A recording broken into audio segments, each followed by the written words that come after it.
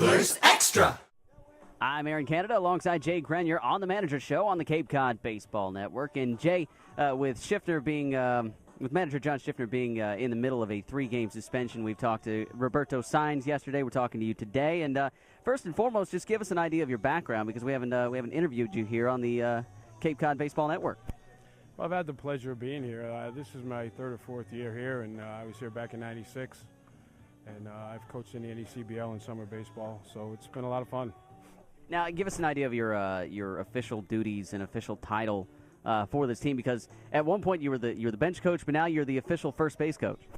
Well, David Miller is our hitting coach. We've been struggling a little bit offensively, so Schiff thought maybe it would be better if David stayed in the dugout, being able to talk to the hitters. So whatever's going to help us come out of our slump, I'm all for it.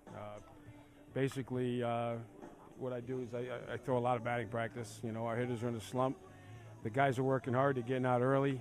We're usually on a home game out at 3 o'clock, and I'm coming out here to help these kids. That's why I'm here, and they're not afraid to work. So we're out here trying to help them shake this little funk we're in. So. Now, a lot of people know what goes into the day-to-day of a manager and a pitching coach and a defensive coach and a hitting coach. But take me through the ins and outs of being a first base coach, because you got to be out there. You got to kind of be directing the game for a guy coming out of the box and letting him know where a ball is and whether or not he can take a turnaround first and try to get to second and stretch it into a double and all that. Right. Well, these guys are Division I players. They're all playing at the highest collegiate level. Many of them have aspirations and will have an opportunity to play professional baseball. There's not a lot going on over there. When they're running hot out of the box, you can tell them if the ball, for example, the ball that's hit down the third base line, if it's fielded or if it gets by them, you got to tell them when to take a turn. I mean, other than that, you're reminding them sometimes if you get a runner on first base and you got you got a pitcher with a good left-handed move, sometimes it's easier for me to pick up, the guy's pickoff move over to first base, but it's not most of them, I'm more valuable before the game. A lot of what I do is before the game, out here throwing batting practice to these kids. They know they're in a slump.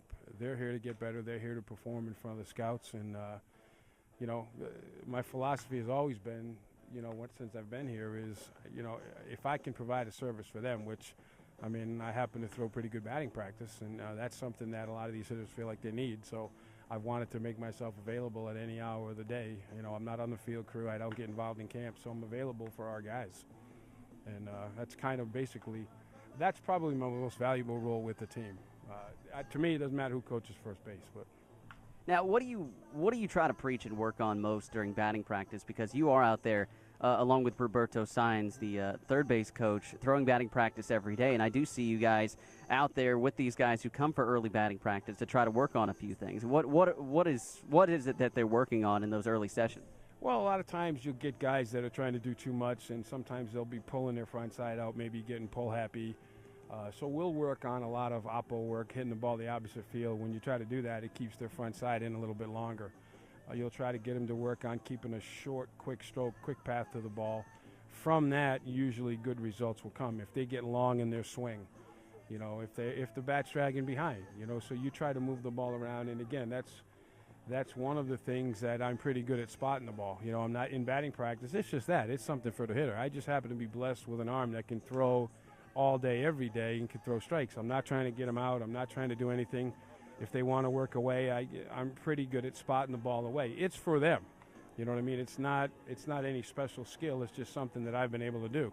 And we're just working on them staying inside the ball, trying to hit the ball up the middle, because from that, good things will happen. Can you give us an example of, or an example from your time in certain summer leagues and throughout your coaching career where you have found a player who's having trouble with a certain aspect of their swing or a certain aspect of their game, and you've been able to work it out during the season solely based off batting practice? Well, I'll give you an example. Ricky Oropeza, everybody knows in this league that Ricky's a great hitter. He's going through a tough time right now, but he's a hard worker. He's out here early every day. And, Ricky, in this park especially, in batting practice, Ricky's capable of hitting the ball off the firehouse. But, he'll say to me he'll want to work away. He knows he's facing a lot of left-handed pitchers. Now, I can't throw left-handed, but he's facing a lot of left-handed pitchers, and a lot of pitchers are working him away. So he'll say to me, can you work me outside?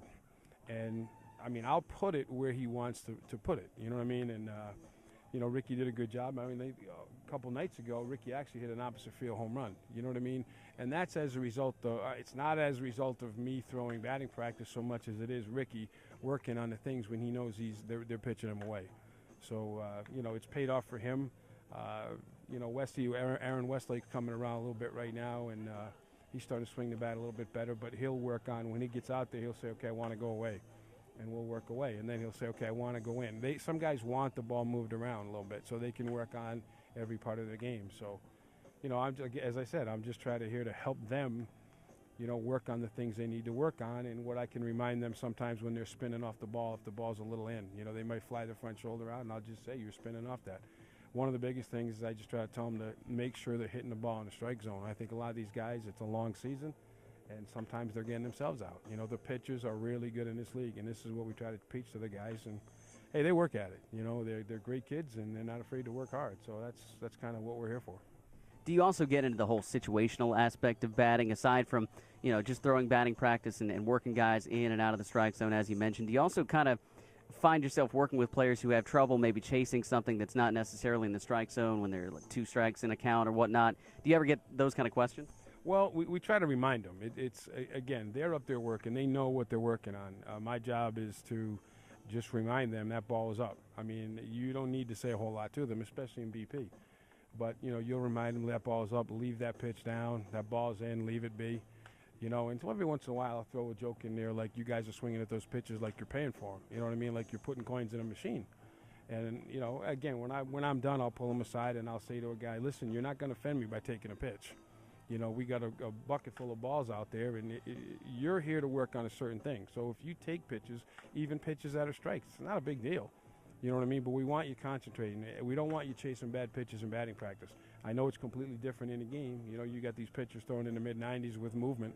It's a hell of a lot harder to hit that than it is to hit what we're offering in BP. But, again, the biggest thing I can offer them is by moving the ball around and trying to just help them perfect what is a good compact swing, and from there good things will happen.